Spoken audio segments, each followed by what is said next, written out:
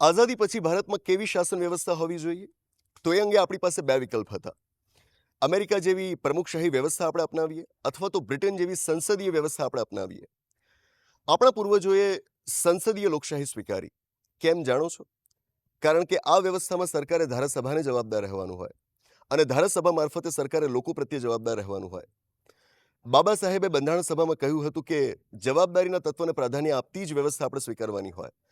તો જ તો સામાન્ય વ્યક્તિ આ વ્યવસ્થામાં ભાગ લઈ શકશે. પણ આજે આપણે આ આદર્શોમાં કેટલું માનીએ છીએ? ઘણા તો એવા છે કે જેમને લોકતંત્રથી જ નફરત છે. કોકરોચ જનતા પાર્ટીએ જાહેરાત કરી છે કે હવે તેઓ રસ્તા ઉપર ઉતરવાના છે. સોનમ વાંગચુક જેવી વ્યક્તિઓ એમનો સાથ આપી રહી છે. કોકરોચ જનતા પાર્ટી પાછળ બીજી કોઈ પોલિટિકલ પાર્ટીનો હાથ હશે કે નહીં એ ચર્ચા થઈ શકે અને થવી જ જોઈએ. કે જે પ્રકારની ચર્ચા અಣ್ಣા હઝારેના આંદોલન વિશે થાય છે.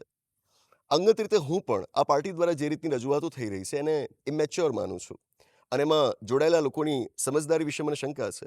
એ ચર્ચા થતી રહેશે. પરંતુ આ દરમિયાનમાં શું આપણે તંત્રની નિષ્ફળતાને અવગણી શકીએ?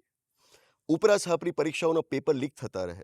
સીબીએસઈ કેટલા વિદ્યાર્થીઓના ભવિષ્ય સાથે રમી રહ્યું છે સમજાય છે. અને કોઈની જવાબદારી નક્કી થતી જ નથી. માણસ કોઈ પદ માટે બિનકાર્યક્ષમ સાબિત થાય ને તો એણે એ પદ ઉપરથી જાતે જ ઉતરી જવું જોઈએ. શિક્ષણ મંત્રીનું રાજીનામું કે એમને હટાવવા માટેની માંગ શું એ ખોટી માંગ છે? શું એ ગેરવાજબી માંગ છે? આ તો મિનિમમ ડિમાન્ડ કહેવાય. રાજીનામું પણ આમ તો પૂરતું નથી ને. શિક્ષણ વ્યવસ્થા તહેસ નહેસ થઈ જાય અને જે લોકો વ્યવસ્થાના ચાર્જમાં છે એમને કંઈ જ ન થાય. શિક્ષણ એ સભ્ય સમાજનો પાયો છે. જો આપણને શિક્ષણમાં ગેરરીતિ સામે વાંધો નથી ને તો સ્વીકારીએ કે આપણે અસભ્યતા અને માનસિક ગુલામી તરફ આગળ વધી રહ્યા છીએ.